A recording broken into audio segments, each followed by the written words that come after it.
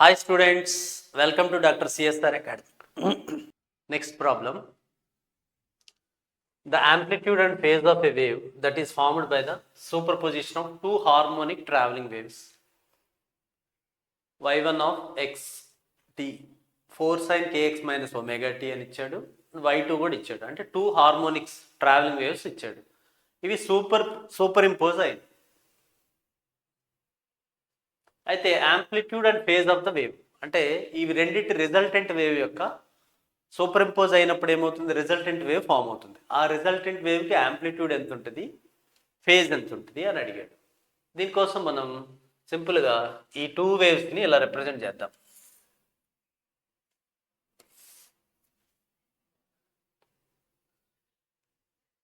What is the angle between these two waves? ఒకదాని amplitude 4 ఉంది, second దాని amplitude 2 ఉంది. అంటే it is in the form of y of x comma t a sin omega t a sin of kx minus omega t plus sum angle phi ఇలా ఇచ్చాడు. ఆ ఫామ్లో ఉంది. ఏ అంటే amplitude, k x minus omega t plus phi, ఇది ఫేజ్ని represent చేసేది అనమాట. ఇదేంటంటే మనం ఇనీషియల్ ఫేజ్ అంటాం. What is the angle between these two? Phase difference ఎంత ఉంది ఈ రెండింటి మధ్య? A sine k x minus omega t, ఇక్కడ ఎక్స్ట్రాగా 2π/3 ఉంది. అంటే 2π/3 అంటే 120 degrees. ఈ రెండింటి రిజల్టెంట్ వేవ్ ఇలా ఉంది అనుకో. Resultant wave makes an angle 5 అనుకోండి. What is the resultant amplitude? ఇదంతా వెక్టార్ నొటేషనే కాబట్టి మనకి resultant amplitude A equal to root over a1 square plus a2 square plus 2a1 a2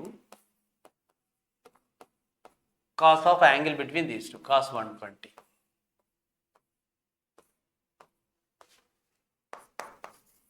a1 square 4 square plus 2 square plus 2 into 4 into 2 cos 120, cos of 90 plus 30 అని రాసుకోవచ్చు. cos of 90 plus theta అంటే minus sine theta, అంటే minus sine 30. Minus sine 30 అంటే minus 1/2 అని వస్తుంది. దీనిలో 16 plus 4 16/2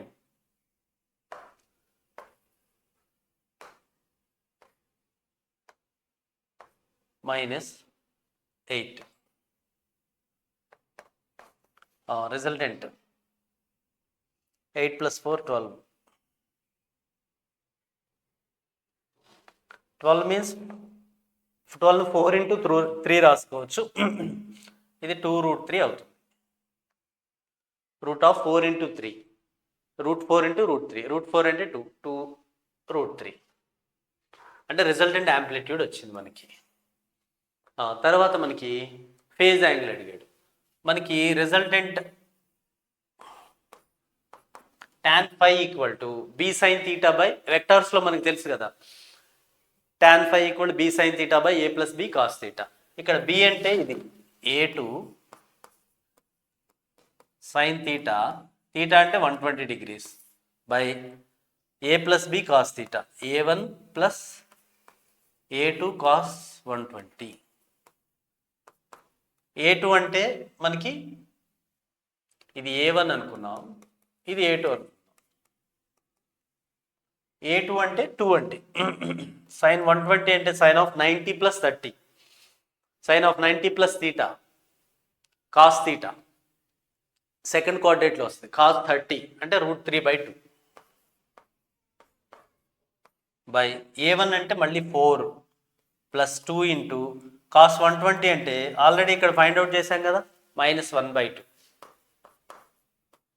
అంటే ఇక్కడ √3/4 మైనస్ 1 3, అంటే ఇది 1/√3 అయింది. tan phi 1/√3.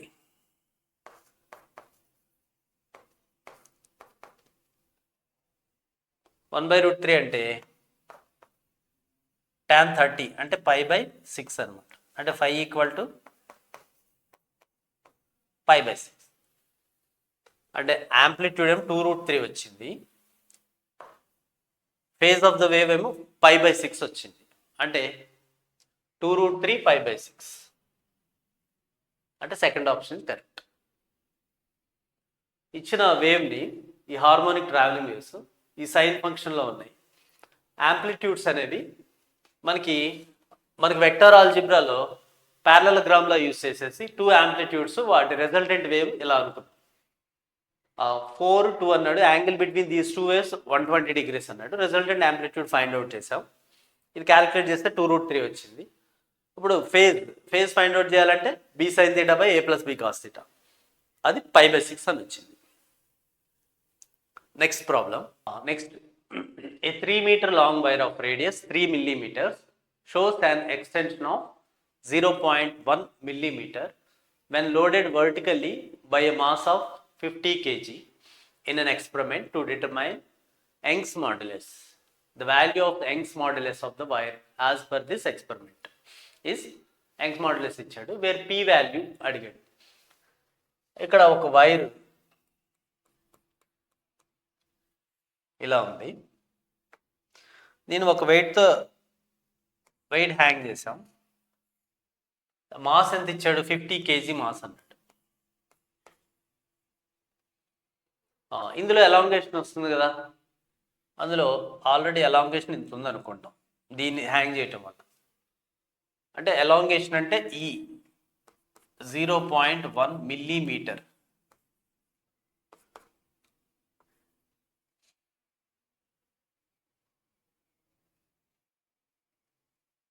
అంటే 0.1 × 10⁻³ మీటర్స్ అన్నమాట ఎలాంగేషన్ వచ్చింది. Radius of the wire R ఇచ్చాడు, ఆర్ వాల్యూ 3 millimeters, అంటే 3 × 10⁻³ మీటర్స్.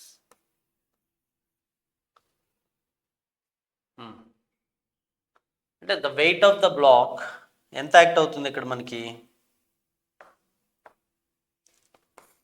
వెయిట్ mg ఎంత ఉంటుందండి? 50 × g వాల్యూ 3π అన్నాడు,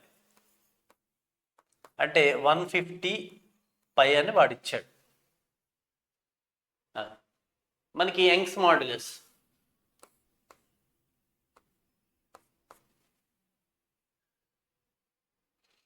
మనకి స్ట్రెస్ బై స్ట్రెయిన్ అంటే FL/FA/ΔL/L అంటే FL/AE.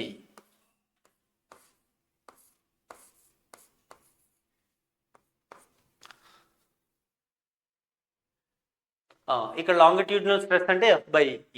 F అంటే ఇక్కడ ఎంత?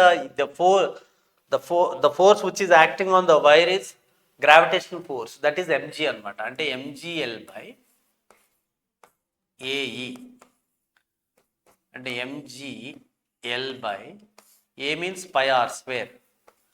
A means area of cross section of the wire. అంటే ఇది థిన్ వైర్ కాబట్టి రేడియస్ ఇచ్చాడు. The area of cross section is in the form of circle, that's why πr² × E. దీన్ని సింప్లిఫై చేస్తే mg value 150, L value 3 meter long అని ఇచ్చాడు, πr². R value 3 × 10⁻³ అంటే r² means 9 × 10⁻³ whole square అంటే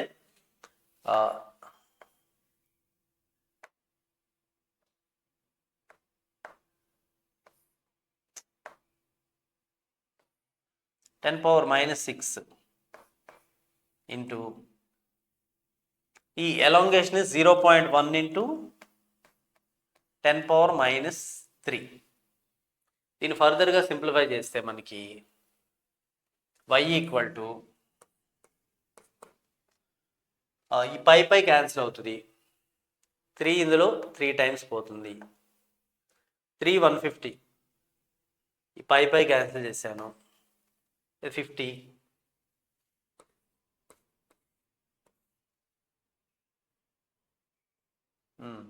ఇక్కడ కింద డినామినేటర్లో 0 పాయింట్ ఉందంటే 1/10 అంటే డినామినేటర్లో 10⁻⁻6 10 × 10⁻³ అంటే 10⁻⁻9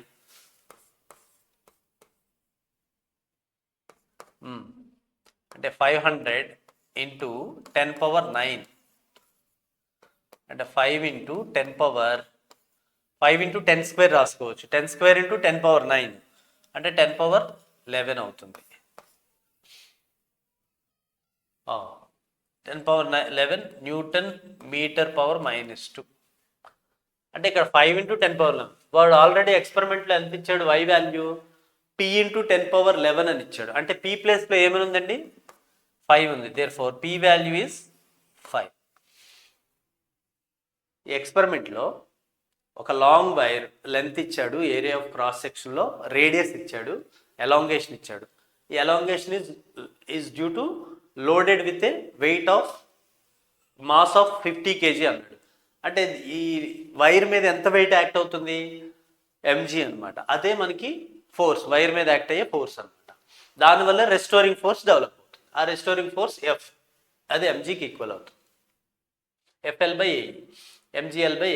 దీన్ని సింప్లిఫై చేస్తే మనకి p వాల్యూ వచ్చేస్తుంది. Next problem water falls from a height of 200 meters into a pool అన్నాడు. అంటే హైట్ ఎంత హైట్ నుంచి ఫాల్ అవుతుంది అన్నాడు? 200 meters హైట్ అన్నట్టు. Calculate the rise in temperature of water assuming no heat dissipation from the water in the pool. అంటే మనకి certain height నుంచి వాటర్ పడుతున్నప్పుడు rise in temperature of water assuming no heat dissipation from the water in the pool. అంటే water dissipate heat dissipate అవ్వట్లేదు.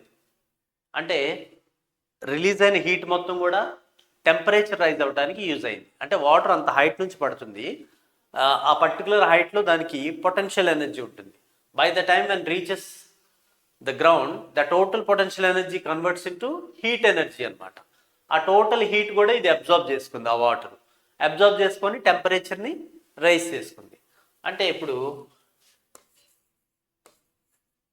mgh, that is the loss of potential energy equal gain in heat energy అనమాట. అంటే ms delta t.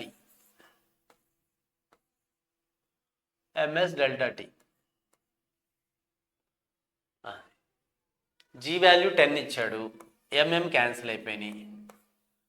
h value 200 meters అన్నాడు. s value specific heat of the water 4200 అన్నాడు. అడిగింది ఏంటి మనల్ని? Rise in temperature. అంటే delta T value 2000 by 4200 20/42 అంటే 10/21.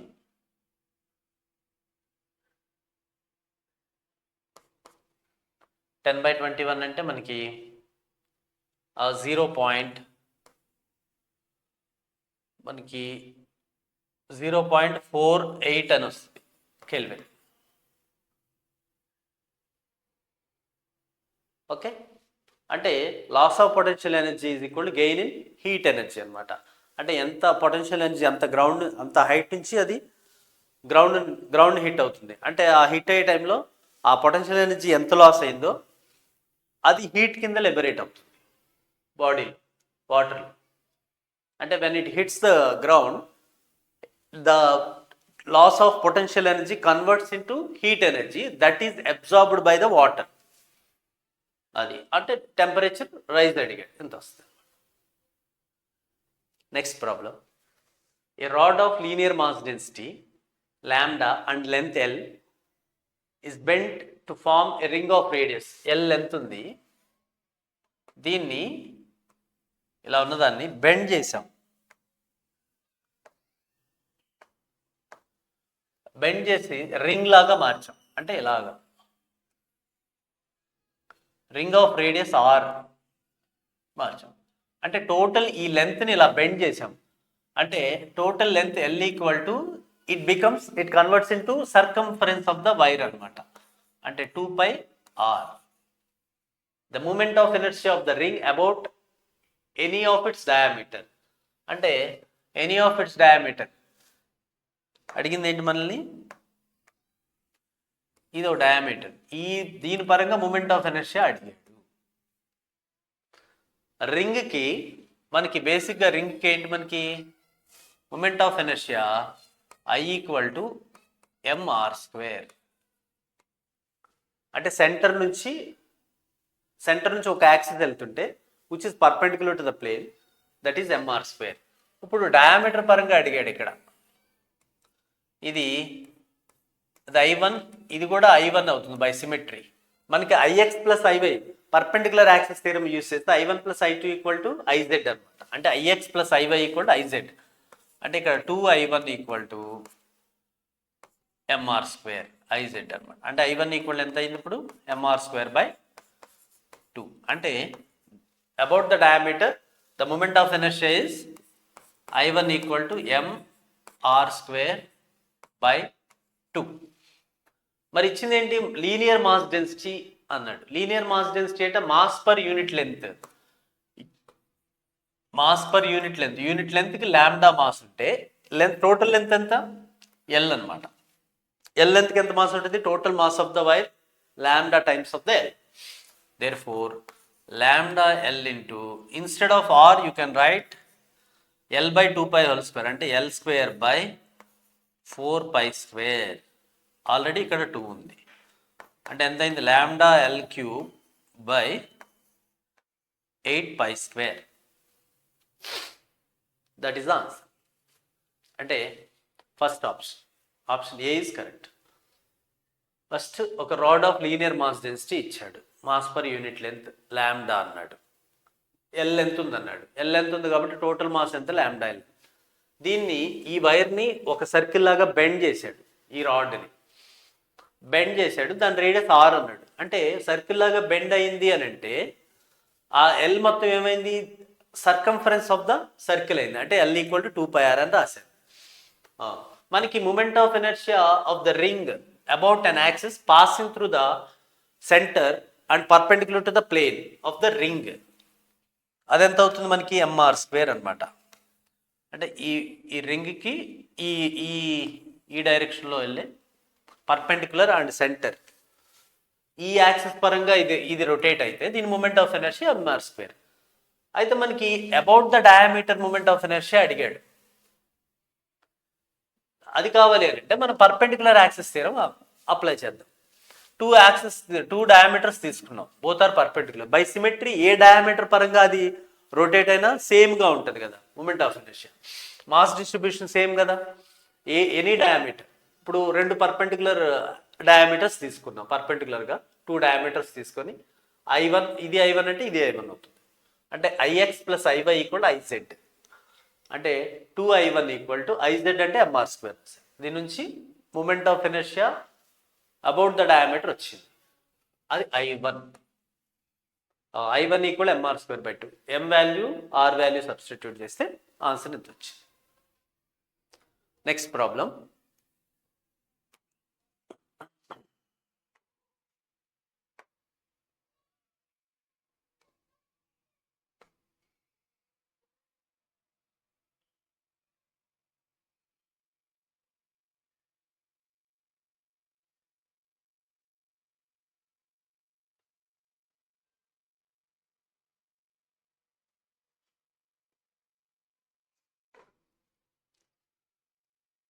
Two strings with circular cross section and made of same material are stretched to have same amount of tension. A transverse wave is then made to pass through both the strings అన్నాడు. ఒక వేవ్ని pass చేసాడు ఆ strings నుంచి. The velocity of the wave in the first string having the radius of cross section r is v1, and that in the other string having radius of cross section r/2 is v2, then v2/v1 అడిగాడు. మనకి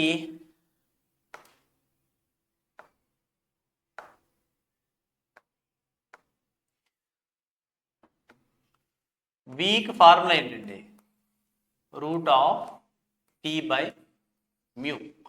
ఇక్కడ mu అంటే linear mass density.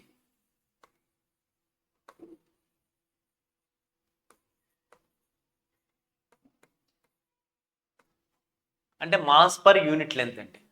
Mu equal to mass per unit length. Mass అంటే volume into density. Okay, volume అంటే మళ్ళీ area into volume into density by L. Volume means area into, ఇక్కడ volume capital B అని, area into length into density by L. L L cancel అయ్యి A rho అని వచ్చింది. ఇప్పుడు ఏంటి, area of cross section, circular cross section with circular cross section కాబట్టి a value pi R square అవుతుంది. Pi R square rho. Same material అన్నాడు అంటే ఇప్పుడు మనకి టెన్షన్ కూడా సేమ్ అమౌంట్ ఆఫ్ టెన్షన్ అన్నాడు. టెన్షన్ సేమ్ అంటే వి ఈక్వల్ టు మనం root over T by mu అంటే పై ఆర్ స్క్వేర్ కదా.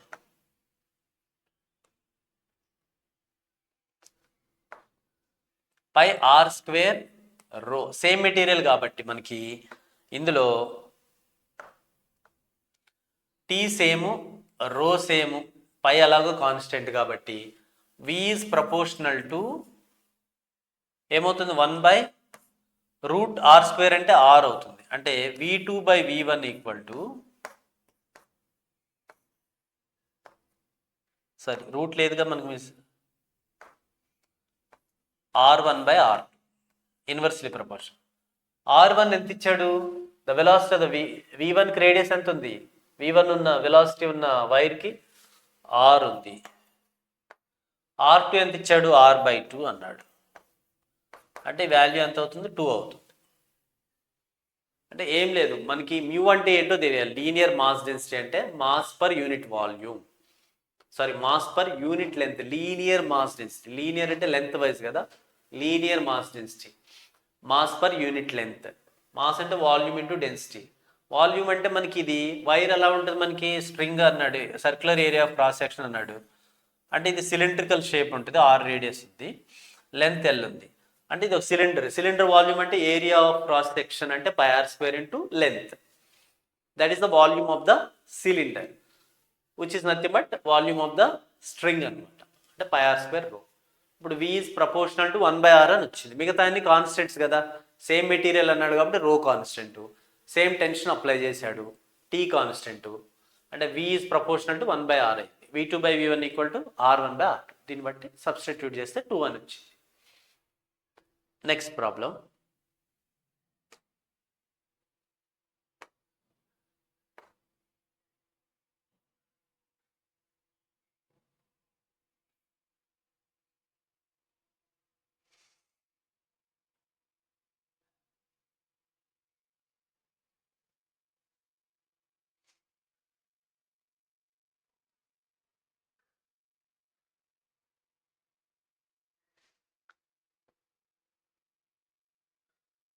Two metal spheres of radius r and 3r have same surface charge density sigma అన్నాడు. If they are brought into contact and then separated, the surface charge density on smaller and bigger spheres becomes sigma 1 and sigma 2.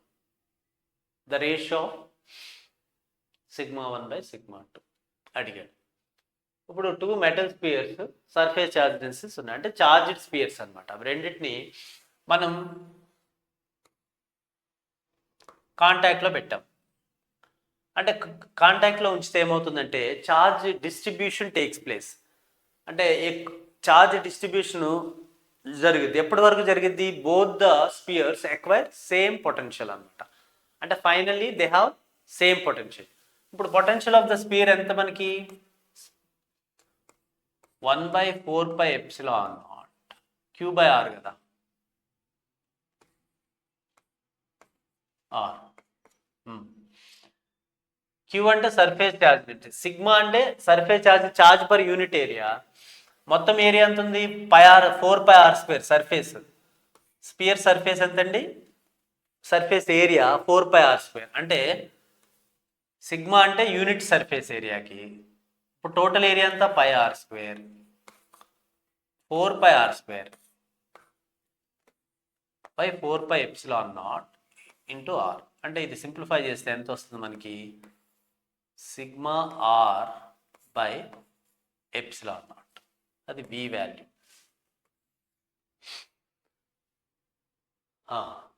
అంటే ఇప్పుడు రెండింటిని separate, రెండు touch చేసాం, charge distribution జరిగింది.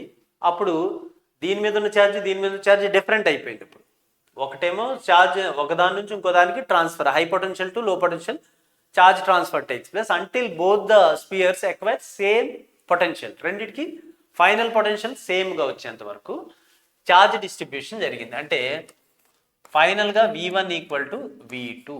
V1 equal to ఏం రాస్తావు? అప్పుడు charge densities కూడా మారిపోతాయి కదా. Sigma 1 R1 by epsilon naught equal to sigma 2 R2 by epsilon. అంటే ఇప్పుడు మనల్ని అడిగింది ఏంటి? Sigma 1 by sigma 2. Therefore sigma 1 by sigma 2 equal to R2 by R. ఇప్పుడు R2 అంటే ఎంత? సెకండ్ స్పేర్ కదా, 3R. R1 అంటే ఫస్ట్ స్పేర్ది, R అంటే స్మాలర్ స్పేర్ది R అన్నమాట. అంటే 3/1. అంటే option D is correct.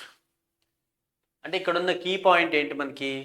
2 charged స్పేర్స్ని కాంటాక్ట్లో ఉంచితే charge distribution takes place until both the spheres acquire same potential. రెండు స్పియర్స్కి మళ్ళీ సేమ్ పొటెన్షియల్ వచ్చేంత వరకు ఛార్జ్ డిస్ట్రిబ్యూషన్ జరిగింది. అది అందుకని V1 equal to V2. Charge distribution అయిపోయిన తర్వాత ఛార్జ్ డెన్సిటీస్ మారిపోతాయి కాబట్టి sigma 1 sigma 2. Next problem. 2 balls with same mass and initial velocity are projected at different angles in such a way that maximum height reached by first ball is 8 times higher than that of the second ball. Same velocity, same mass and same initial velocity different angles లో project చేసాం. అయితే రెండు కూడా డిఫరెంట్గా maximum హైట్స్కి reach అవుతాయి. First ball reach అయిన maximum height అనేది 8 times that of the higher than that of the second ball. అంటే H1 is equal to 8 times that of H2. T1 and T2 are the total flying times of first and second ball respectively. Then the ratio of T1 and T2 is H1 అంటే మనకి formula అంటే maximum height reached uy square by 2g. uy అంటే u sin theta అంటే u square sin square theta 1 by 2g, 8 times of u square sin square theta 2 by 2g. అంటే మనకు ఇప్పుడు sin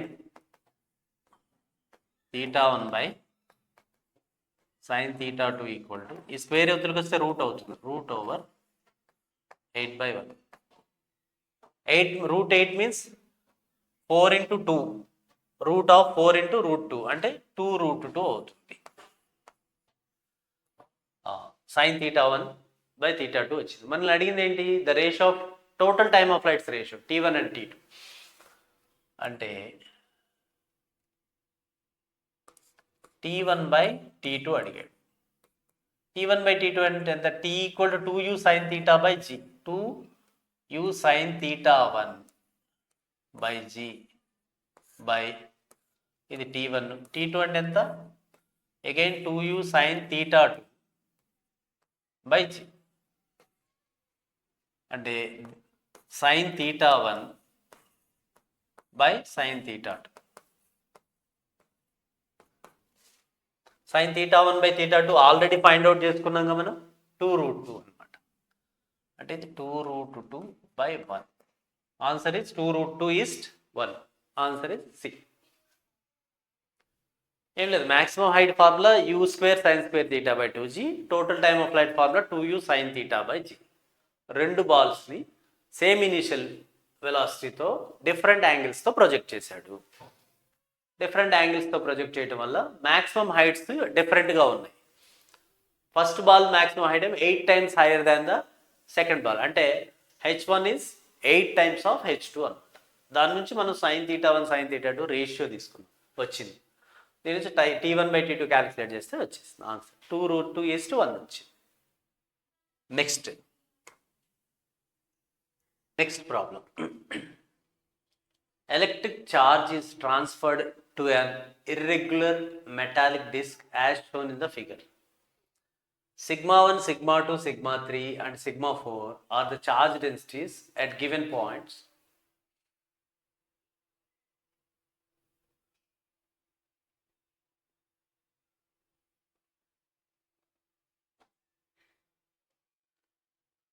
Choose the correct answer from the options given.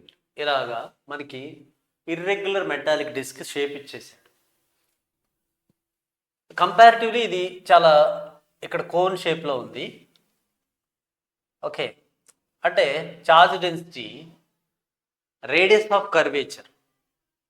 ఇప్పుడు charge density radius of కర్వేచర్కి ఎలా ఉంది? ఇక్కడ ఇది circle indicate చేసింది, disc shape ఉంది.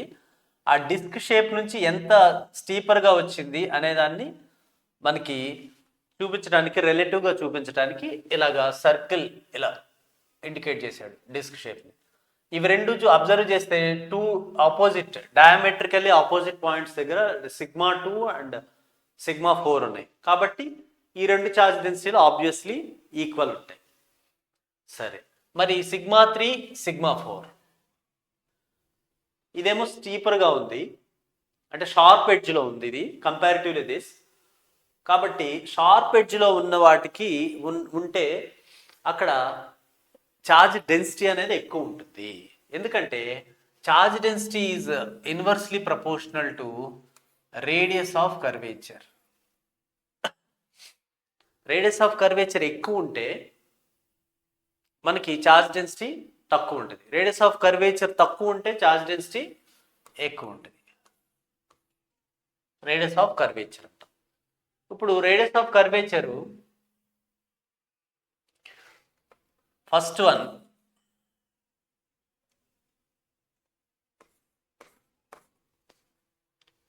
is less than,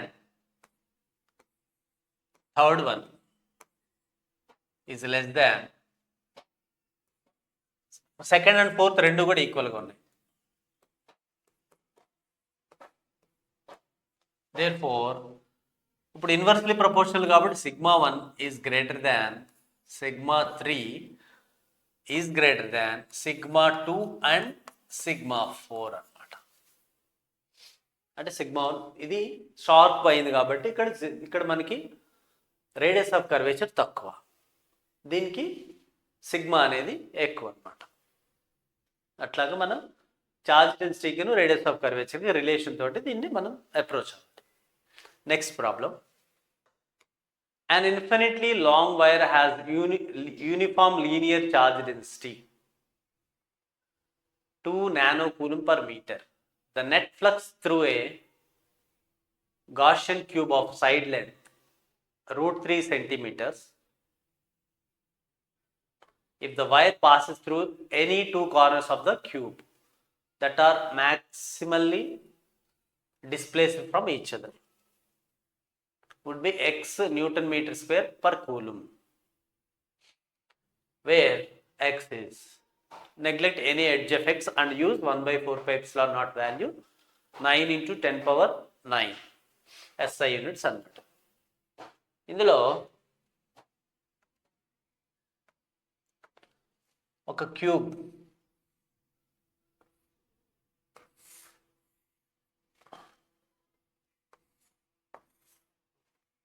ఇలా ఉంది.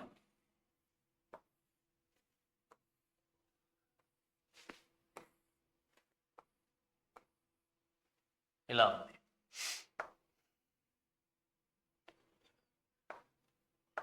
ఇందులో ఒక వైర్, ఇన్ఫినిటీ లాంగ్ వైర్ ఉంది. Infinitely long wire, linear charge density అంటే charge per unit length, unit లెంత్కి ఎంత ఛార్జ్ ఉందో ఇచ్చాడు.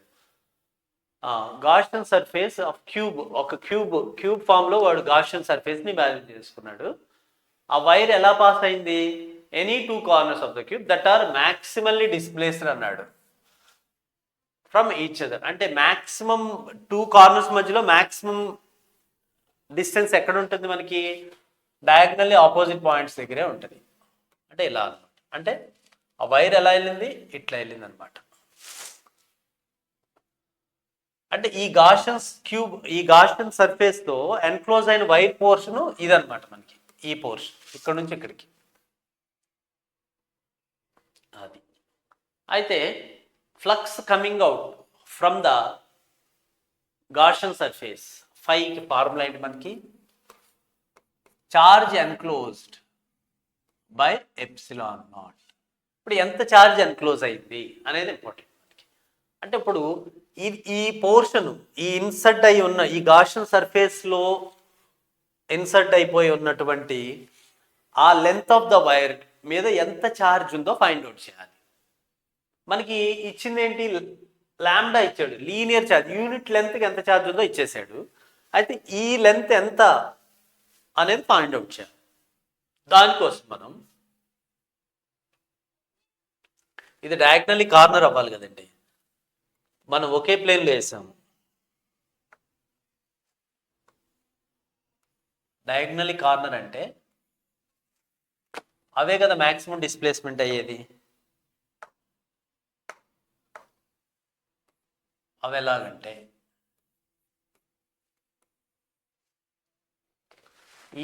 ఇక్కడ నుంచి స్టార్ట్ అయ్యి ఎట్లా రావాలి? డయాగ్నల్లీ ఆపోజిట్ పాయింట్స్ అంటే ఇవి అన్నమాట. అంటే వీటి రెండింటి మధ్య ఈ కార్నర్కి ఒక రూమ్లో ఇది ఒక కార్నర్ ఉంటుంది, దానికి డయాగ్నల్లీ ఆపోజిట్ ఆ రెండింటి మధ్య ఉన్న లెంత్ అదే మ్యాక్సిమం డిస్టెన్స్ అని. దానికోసం మనం ఈ లైన్ని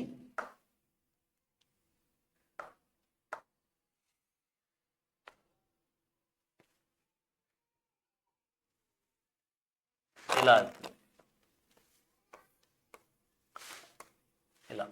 ఈ లెంత్. అయితే సైడ్ లెంత్ ఇచ్చాడండి ఏ అనుకుంటే ఏ ఈక్వల్ టు √3 సెంటీమీటర్స్ అన్నాడు. అయితే ఇప్పుడు మనం ఫైండ్ అవుట్ చేయాల్సింది ఈ లెంత్ ఫైండ్ అవుట్ చేయాలి. ఇది మనం ఎల్ లెంత్ అనుకున్నాం. ఎల్ ఫైండ్ అవుట్ చేయాలి అని అంటే దీనికోసం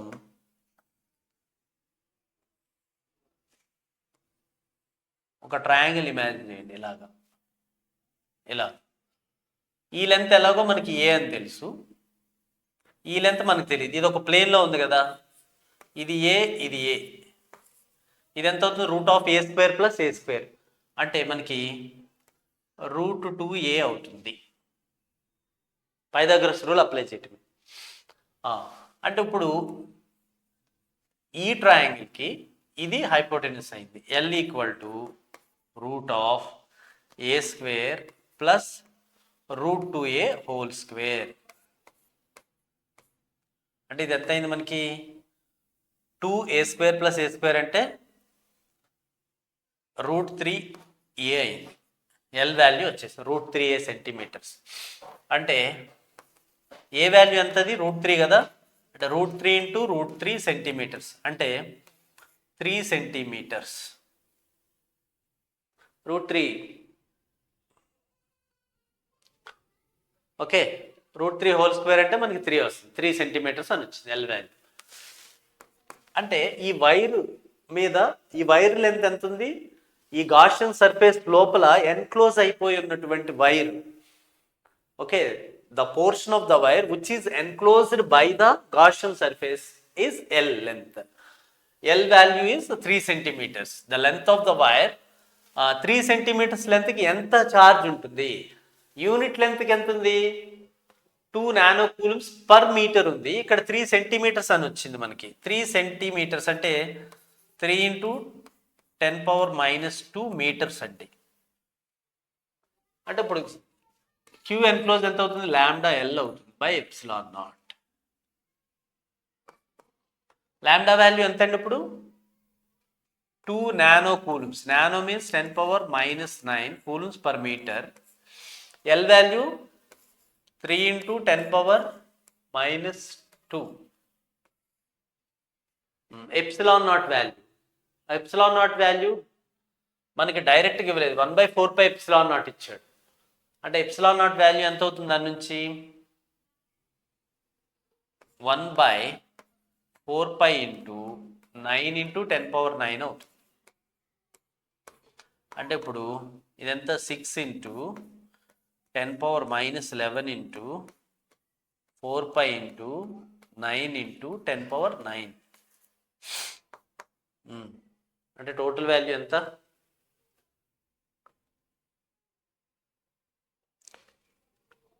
24 into 9 pi into 10 power minus 2.